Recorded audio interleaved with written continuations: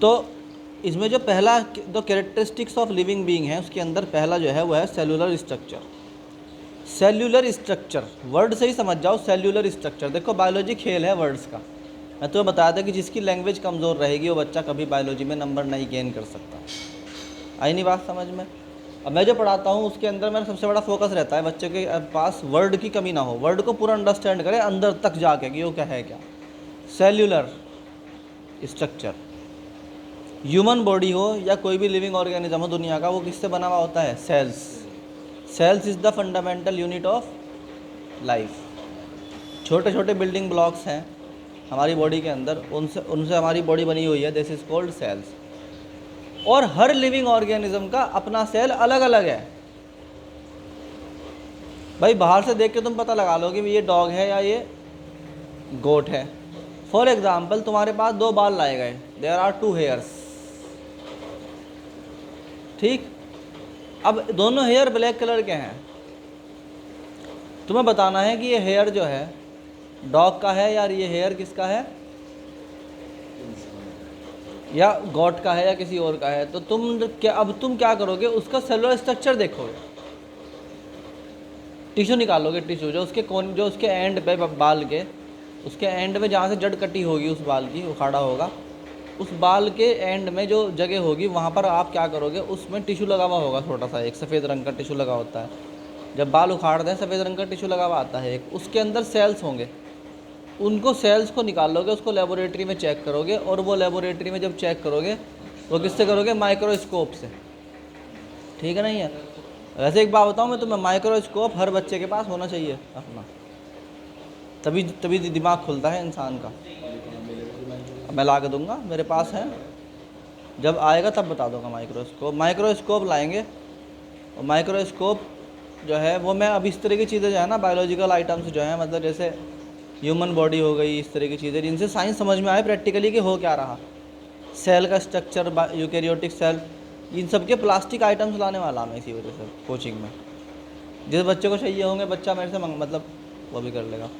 तो cellular structure, तो हर cell का, अब कब तुमने सेल देखा तो सेल का स्ट्रक्चर डिफरेंट आया दोनों का, और सेल के स्ट्रक्चर से तुमने पहचान करी कि ये गोट है या मैन है या ह्यूमन का बाल है, मतलब किसका है ये हेयर। तो सेलुलर स्ट्रक्चर जो होता है ये एक डिफाइनिंग प्रॉपर्टी है, ध्यान रखना। डिफाइनिंग प्रॉपर्टी क्या है? एक कॉपी निकालो अपनी फटाफट जरा।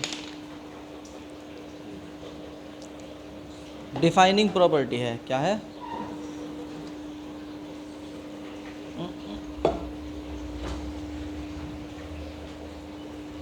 डिफाइनिंग प्रॉपर्टी है, फटाफट छोटी वाली कॉपी दो तो, अभी रफ जो दी थी तुमने मुझे अभी, थोड़ी ठीक है। देखो अब समझो बात को ध्यान से। देखो पहले तो तुम्हें यही समझना पड़ेगा कि what is the defining property and what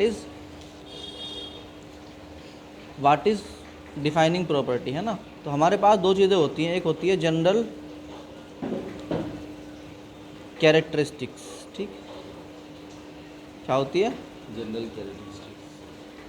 इसे बोलते हैं जनरल कैरेक्टरिस्टिक, का मतलब कि वो चीज़ जो लिविंग ऑर्गेनिज्म के अंदर पाई जाती है, ठीक है नहीं है? उधर से लिविंग ऑर्गेनिज्म के अंदर जो पाई जाती है, पेन दो, पेन नहीं, दूसरे वाला वहाँ पे रखिए, उसके नीचे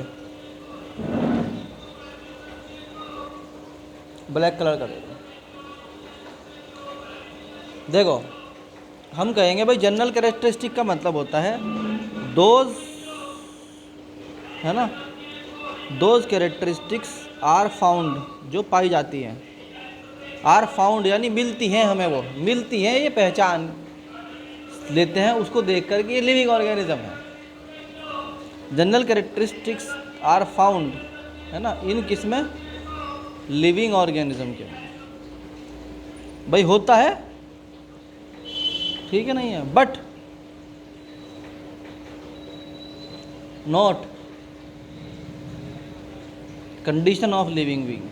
मगर ये नहीं कि अगर ये नहीं हुआ तो वो जिंदा नहीं होगा, कंडीशन ऑफ लिविंग, ठीक, ऑर्गेनिज्म। दूसरा होता है तुम्हारे पास इसके अलावा, this is called defining property.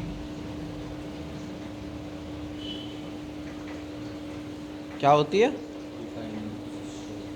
Defining property क्या होती है? जब आप के पास कोई लिविंग और जब आपके पास कोई शर्त हो जाए कि अगर ये ना हुआ तो लिविंग ऑर्गेनिज्म माना ही नहीं जानेगा।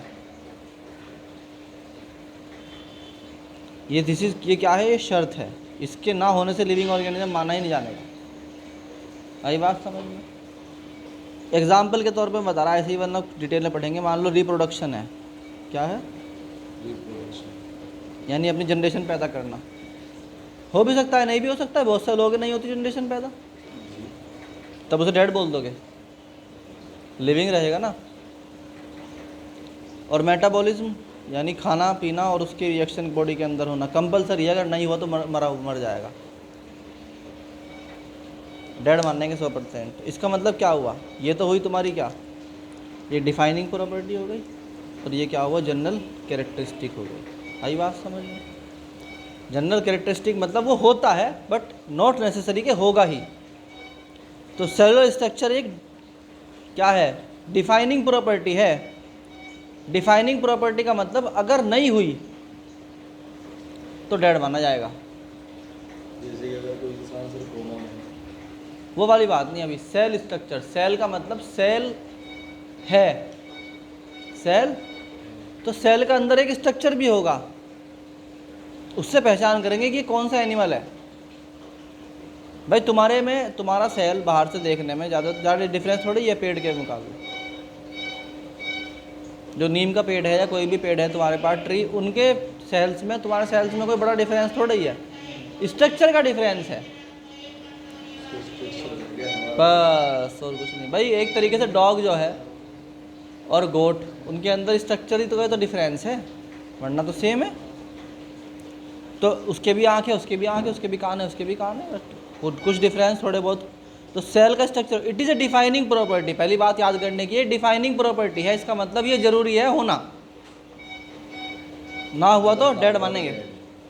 Each living being is complex entity which is formed one और मोर सेल। हर ईच लिविंग बीइंग, हर लिविंग बीइंग, दुनिया के अंदर जो भी चीज़ें लिविंग है वो कॉम्प्लेक्स, उलझा हुआ स्ट्रक्चर है। यानी यही वर्ड तो है ना, समझ में नहीं आते लोगों के, बार बार जो क्या फिर नंबर नहीं आ रहा जी हमारा, तो कई साल से बार बार अटैम्प्ट कर रहे हैं हम। तो वर्ड को नहीं समझते गहराई के साथ कि वो है क्या। कॉम्प्लेक्सिटी मतलब कॉम्प्लेक्स, उलझा हुआ। भाई नाइट्रोजन, ऑक्सीजन, कार्बन, हाइड्रोजन, यही तो है सब, पूरी बॉडी बनी। ह्यूमन क्यों नहीं डेवलप कर लेते फिर तुम?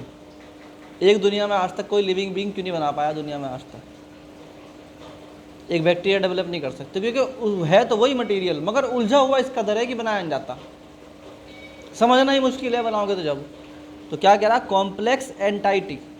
हर लिविंग बीइंग दुनिया की एक कॉम्प्लेक्स, उलझी हुई एंटाइटी है। एंटाइटी का मतलब होता है एंटिटी, यानी चीज़, कोई एक, ना। विच इज़ फॉर्म्ड, जो बनी हुई है वन और मोर सेल, एक सेल से। आ रहा समझ में? मैंने क्या कहा था भाई? बिल्कुल कुछ नहीं आता ABCD, कोई दिक्कत नहीं है, बट जो बोल रहा हूँ ना उसको ध्यान से सुनो मैं कह क्या रहा। जो बच्चों के 690 नंबर आते हैं वो ऐसे नहीं आते 700 नंबर के आते हैं। ऐसे मेहनत कर जाती है उनके साथ में बिठा के। The cells are made up of protoplasm. Cell जो होगा, सेल उसके अंदर क्या होगा? देखो ये सेल है, क्या है? इसमें न्यूक्लियस भी होगा सेंटर में एक, ठीक। चारों तरफ बहुत कुछ होता है इसके अंदर। इसके अंदर जो भी कुछ है, सेल के अंदर जो भी कुछ है, वो उसका एक मटेरियल होगा। वो मटेरियल तो होगा ना कुछ ना कुछ। तो हम क्या बोलते हैं, जो मटेरियल ऑफ सेल होता है ना, material of cell, material of cell is क्या कहलाता है? मटेरियल ऑफ सेल इज़ क्या है? प्रोटोप्लाज्म। ये बात याद रखना कि जो कुछ भी सेल के अंदर है, जो कुछ भी, उसके मटेरियल को क्या बोलते हैं? प्रोटोप्लाज्म। आई बात? जो ही भरा हुआ है अंदर, चाहे वो फ्लूइड है, चाहे वो कुछ भी है, ठीक। तो हम कहते हैं cells are made up of protoplasm, और पॉपुलरली कॉल्ड लिविंग मैटर। वो जो अंदर भरा हुआ है वो लिविंग मैटर है बना हुआ इसी कार्बन जो हवा में उड़ दिया ना, कार्बन, हाइड्रोजन, नाइट्रोजन, इसी का बना हुआ है। कार्बन, नाइट्रोजन, हाइड्रोजन, ऑक्सीजन, आया उसी के अंदर से है, बना उसी का है, बट उलझा होगा। क्या बता रहा वो लिविंग मटेरियल है, कॉम्प्लेक्स फॉर्म में है। तो वो जिस तरह से बना है वो लिविंग मैटर है, उसे बोलते हैं लिविंग मैटर। लिविंग मैटर और प्रोटोप्लाज्म एक ही बात है।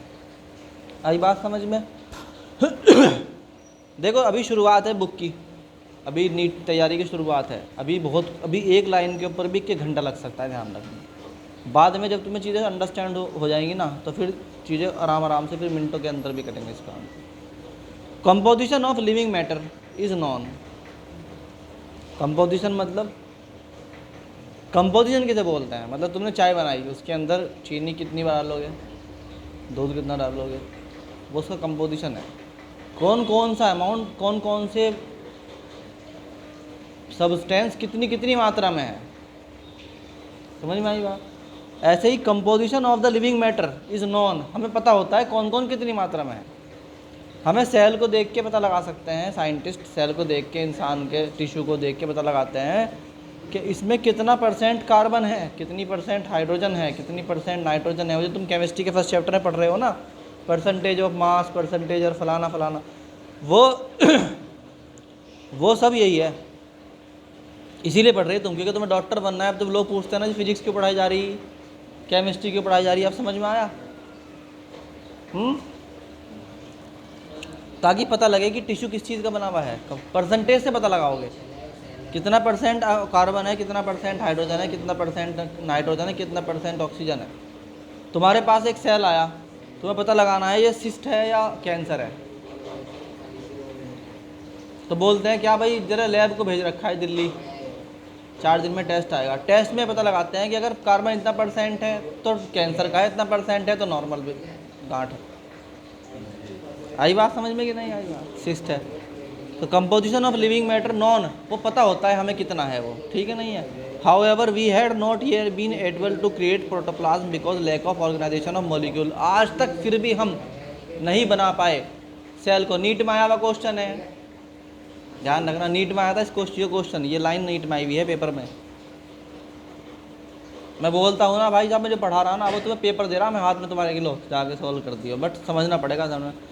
We have not yet been created, question ये आया था नीट में कि वी हैव नॉट, यानी human are not able to create the molecules. Cell को डेवलप नहीं कर पाया आज तक। प्रोटोप्लाज्म यानी जिंदा मटेरियल नहीं बना पाया आज तक। क्या वजह है? उसकी 4 ऑप्शन लिखे हुए थे, ये है, ये है, ये है। सही आंसर क्या था? Because lack of organisation of molecule, क्योंकि हम आज तक मॉलिक्यूल को ऑर्गेनाइज ही नहीं कर पाए, जोड़ ही नहीं पाया अपने आप आपस में इस तरह जिस तरह से जुड़ा हुआ होना चाहिए था उसका।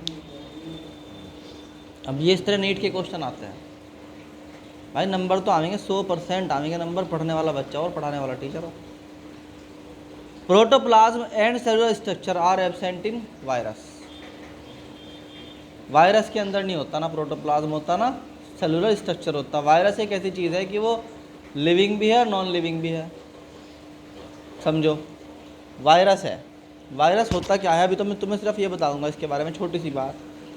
ये थ्रेड ऑफ प्रोटीन है, ये प्रोटीन की एक थ्रेड है और कुछ नहीं है इसके अलावा, ठीक? आई बात समझ में? ऐसे हो, बस ऐसे होता है ये।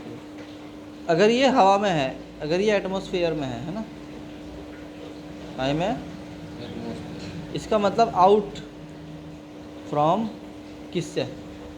लिविंग ऑर्गेनिज्म से। अभी लिविंग ऑर्गेनिज्म की बॉडी में नहीं गया है। मेरी बात ध्यान समझो भाई, ये क्वेश्चन नीट, ये भी क्वेश्चन नीट का है। और जब तक ये आउट है बॉडी से, अब हवा में तैर रहा है, ठीक है नहीं है, लिविंग ऑर्गेनिज्म। जब तक ये लिविंग ऑर्गेनिज्म के बाहर है, इसे क्या कहोगे तुम? नॉन लिविंग कहोगे इसको। अभी बाहर है, लिविंग ऑर्गेनिज्म से बाहर है, ठीक। अब कोई बंदा सांस ले रहा और ये जो है क्या, ये जो वायरस है, अब ये किसी लिविंग ऑर्गेनिज्म के अंदर आ गया, आने के बाद क्या बन जाएगा? लिविंग में। यही चीज़ तो बाहर क्या होती है? लिविंग, नॉन लिविंग होती है, अंदर क्या होती है? लिविंग होती है। नहीं आई बात समझ में?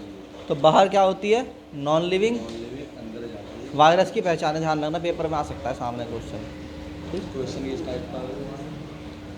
क्वेश्चन इस तरह पूछ लेंगे कि इनमें से जैसे 4 ऑप्शन दे देंगे, इनमें से कौन कौन सी चीज़ जो है वो हमेशा लिविंग है, कौन कौन सी चीज़ हमेशा नॉन लिविंग है, इनमें से कौन सी चीज़ वो है जो कभी लिविंग हो जाती है, कभी नॉन लिविंग हो जाती है। क्या तो प्रोटीन, क्या को वायरस, क्या कहोगे? वायरस। वायरस जब तक बाहर है तब तक नॉन लिविंग, अंदर जाने के बाद लिविंग बन जाता है। कैसे बनता है वो समझाऊंगा अगले चैप्टर में। प्रोटोप्लाज्म एंड सेलुलर स्ट्रक्चर दोनों वायरस के अंदर नहीं होते। वो पूछ सकता है वायरस के अंदर इनमें से क्या नहीं होता, बताओ। प्रोटोप्लाज्म नहीं होता, लिविंग मैटर नहीं होता। लिविंग मैटर नहीं होता और प्रोटोप्लाज्म। इस तरह पढ़ोगे ना तो सिलेक्शन क्यों नहीं होनेगा। एक एक लाइन जब खुल जाएगी तुम्हारे सामने फिर क्यों नहीं होगा सिलेक्शन। ठीक है, आई बात समझ में? चलो, तो अभी ना इस तरह से सेलुलर स्ट्रक्चर पढ़ लिया, मेटाबॉलिज्म पढ़ेंगे, एक एक लाइन बाय लाइन पढ़ेंगे पूरी बायोलॉजी को। ठीक है, पहली बारी में ही 700 वाला कंसेप्ट है मतलब।